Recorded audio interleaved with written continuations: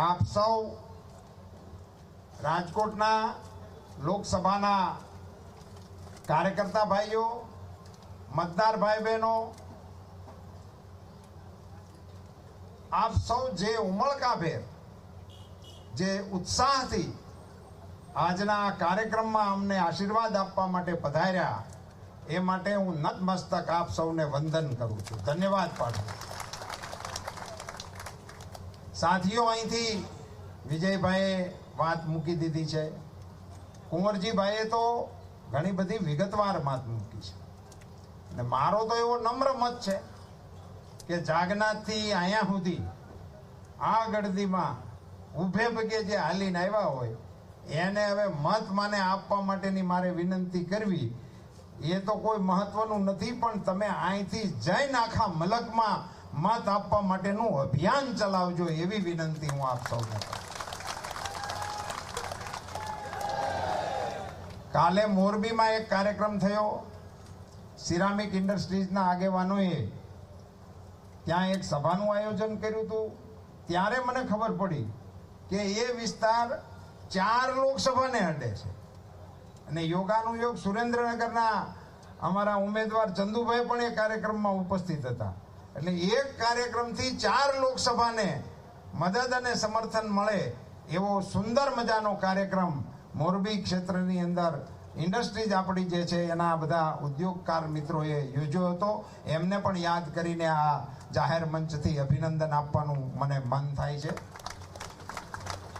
રાજકોટ શહેર અને જિલ્લાના આગેવાનોએ સમગ્ર લોકસભા વિસ્તારનો મારો સાધારણ એક પ્રવાસ કરાવી દીધો છે. મોટા મોટા ગામોની અંદર જિલ્લા પંચાયતોની સીટ દીઠ અન્ય કાર્યક્રમો કરીને લોકોની વચ્ચે મને સંપર્ક કરાવવાનું એક ખૂબ ઘનિષ્ઠ અભિયાન બંને ટીમોએ કર્યું છે. એ માટે હું શહેરની અને જિલ્લાની ટીમને પણ અભિનંદન આપું છું, ધન્યવાદ પાઠવું. સાથીઓ, આપ બધા જાણો છો, અને વિજયભાઈએ જે વાત કરી એ ખરેખર મહત્વની વાત છે કે આ ચૂંટણી શેને માટેની ચૂંટણી છે. મિત્રો, અમારા પાર્ટીના ઢંઢેરામાં 1-2 વાત બહુ સરસ આ વખતે આવી છે. આખા ઢંઢેરાનો વિષય તો હું આ ના મૂકી શકું, પણ મારે 1-2 વાતનો ઉલ્લેખ અવશ્ય કરવો છે કે મોદી સાહેબે આ વખતે 70 વર્ષથી ઉપરના લોકોને આયુષ્યમાન કાર્ડ આપવા માટેના લાભની વાત આ અમારા ચૂંટણી ઢંઢેરાની અંદર આપેલું વચન છે. તો 70 વર્ષની વય મર્યાદાને સમજી લો તો એક પ્રકારે આપણા સમાજના વડીલો છે. તો વડીલ વંદનાનો મને એવું નથી લાગતો કે આનીથી ઉત્તમ કોઈ ઉદાહરણ હોય અથવા તો કોઈ એનો ઉપાય હોય. આખા એ દેશના વડીલોને આરોગ્યની દ્રષ્ટિએ એમના પરિવારને ચિંતા નહીં કરવા માટેનું જબરજસ્ત આશ્વાસન પ્રધાનમંત્રી મોદીજીએ આપણા ચૂંટણી ઢંઢેરાની અંદર આપ્યું છે. આખા દેશના વડીલોના આયુષ્ય માટે અને એના આરોગ્યની ખેવના માટે આપણે મતદાન કરવાનું છે. એમના માટેનું આ મતદાન છે. કોમન સિવિલ કોડ વર્ષોથી આપણા દેશની માંગ છે. કેટલાય કાયદાઓ પ્રધાનમંત્રીશ્રીના નેતૃત્વમાં રદ કરી નાખવામાં આવ્યા, કેટલાય નવા કાયદાઓ લાવવામાં આવ્યા, અને એક આ વિષય આપણા ધ્યાનમાં હતો. મને ગૌરવ થાય છે કે મારી પાર્ટીએ એને પણ ચૂંટણી ઢંઢેરાની અંદર દાખલ કરી દીધો છે. અમારા સંકલ્પની અંદર એ આવી ગયો છે.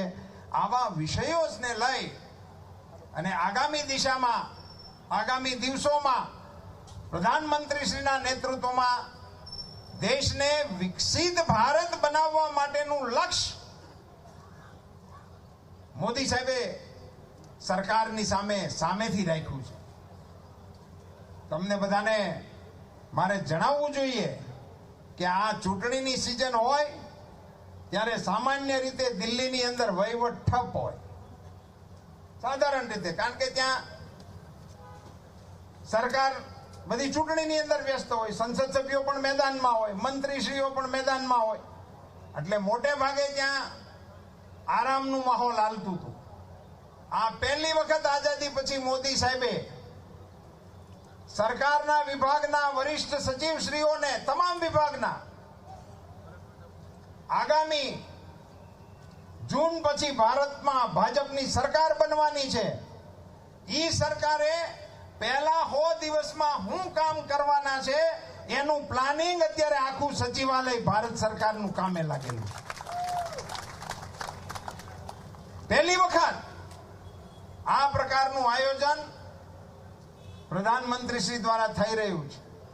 અને જ્યારે પ્રધાનમંત્રી શ્રી આગામી દિવસોમાં આપણી સરકારને કઈ દિશામાં લઈ જવી એ માટેનું પ્લાનિંગ કરી રહ્યા હોય ત્યારે એના ટેકામાં અને ખાસ કરીને મોદી સાહેબનો એક નવો વિચાર કે જે કોઈ યોજના બને એ 100% અમલી થવી જોઈએ.